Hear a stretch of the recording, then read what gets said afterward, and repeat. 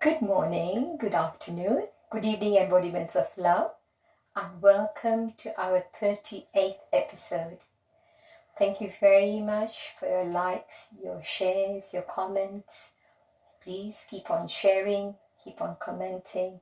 Thank you very much for your love. I really appreciate it.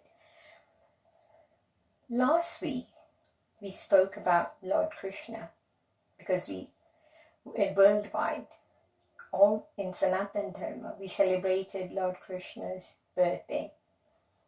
This week and coming next few days, you're going to celebrate Ganesh Chaturthi, which is praying and adoring Lord Ganesh.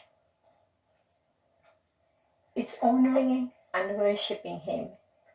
Now, what is Lord Ganesh? Ganesh has got lots of names, and another name is Ganapati. Ganapati means the leader. He's got lots of leadership qualities. And Lord Ganesh is always worshipped to remove all the obstacles in our life. So in any phase, whenever you're doing anything, you first start remembering Lord Ganesh. So it's by praying to Lord Ganesh. If you've seen Lord Ganesh, he's right behind us. He's got a very unique, a lot of you do know, he's got head of an elephant, which represents intellect. It's been proved that elephants are the most intelligent creatures in the animal kingdom. So that's why it represents the intelligence that Lord Ganesh has. Then if you look at his ears, they're very large. He's got very large ears, which shows the power of discrimination of the good from the bad. The way the ears are in India, they use it's called supru, to remove the husk from the grains. So when you use that, it just lets the grain stay and the husk is removed from it. So similarly, Lord Ganesh gives us that you should use discrimination into what goes into your ears. And when you're a leader, you get lots of people saying things and you're hearing everyone, but you need to have the discrimination of what goes in and what should not go in. Then he's got big stomach, which shows the big database and stability. In this age, it's so important to have that balance and the stability in life, and we have to take so much information. The big stomach represents that, and that's why you have 2 ears and 1 mouth, so take in a lot but speak less. Then he's got 2 small eyes, and 2 small eyes represent he's got foresight. As a leader, you need to have that foresight. You should know what's going to happen in the next 10 years. You should anticipate. Then you're good leaders. That's what he does. And that's what he's got. And then he's got 1 half tusk on his tooth, on his trunk. So that shows limitation of intellect. It shows that however clever we all are, we have limitation to our intellect, and that's why a lot of times we say, I do not believe this because my intellect doesn't permit, but then our intellect is very limited. Shows that we should be open to and accept that our intellect is limited. Then there's 1 full tusk, which represents complete faith. You should have complete faith, 100% in whatever you do as a leader. And same goes for us. We should have faith in what we're doing, 100%. If we do not have faith in ourselves, no one else will have faith if it comes from within you. And then finally his trunk. If you see he's got an elephant trunk, it shows its willingness to do any task. Now it's shown that elephant trunk is so unique. It can pick up something like a small pin, and it can take loads, big loads of wooden planks. We've all seen that. So we should have that ability in us to do any kind of job. No job is small. Everything is something which we all can do. The ability is there. We just need to use it. So this is how we look at all the qualities of Lord Ganesh, and we pray today, Embodiments of Love, that Lord Ganesh graces us with all these abilities in our life.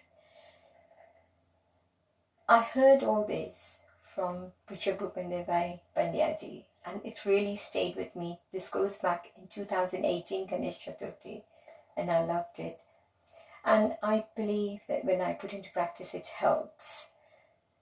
So in Sanatana Dharma, we believe that when we think, we see people's qualities, they come in us. And science has proved as well that whatever you think, you become.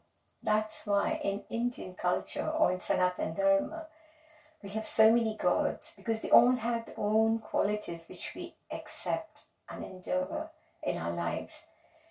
And also it represents that God is one, but it's the different forms, like, as I've said before as well, that I am Rashmi in front of you. For my children, I'm mother. For my grandchildren, I'm grandmother. For my parents, I was a daughter. For my in-laws, I was a daughter-in-law. For my friends, I'm a friend. So I'm one person, but I've got different forms. Similarly, even in Sanatana Dharma, we only have one God, but we have different forms of God. If you've got any questions, feel free to contact me. Put any comments in the comment section. I look forward to hearing from you. And just before we go, we pray that Lord Ganesh showers us all with his grace, and we get his divine qualities in us. Also, just a reminder to ourselves, I feel blessed to have everything that I need, and I'm grateful for what I have. Love and respect is the only energy that I radiate and exchange, and that's what we all are doing. Thank you very much for being there.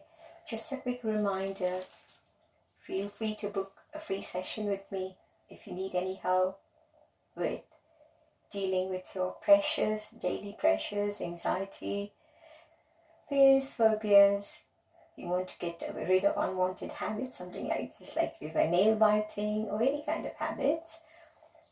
If you want to quit smoking or stop vaping, if you're going through bereavement, and if you really want to speak to somebody, please feel free to contact me again. If you're having difficulties having children, I can help you with that as well. Infertility, irritable bowel syndrome, hypnobirthing. If you're planning to have a baby, if you're going to have a baby and you want to have to give birth naturally, hypnobirthing can help you as well. Or if you're doing any kind of performance, if you've got any nerves, if you're feeling nervous about anything, just feel free to contact me. Look forward to hearing from you all. Thank you very much for being there. Until next time, love you all.